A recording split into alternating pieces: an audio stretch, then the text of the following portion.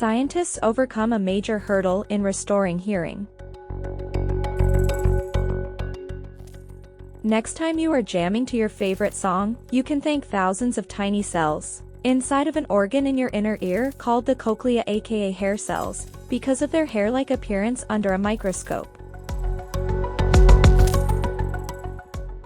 They're responsible for collecting and relaying sounds to the brain. With age, hair cells get damaged, leading to age-related hearing loss. Scientists have been trying to figure out a way to reverse these effects, and now they might have struck gold. According to a new study published in the journal Nature, researchers at Northwestern University have uncovered a gene dubbed TBX2 that's known as a master regulator. That's because it can reprogram two types of hair cells crucial to our sense of hearing, inner and outer.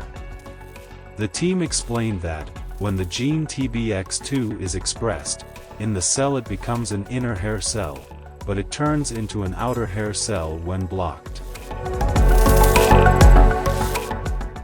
Garcia Anaveros, the lead author, said, "We can now figure out how to make specifically inner or outer hair cells, and identify why the latter is more prone to dying and cause deafness."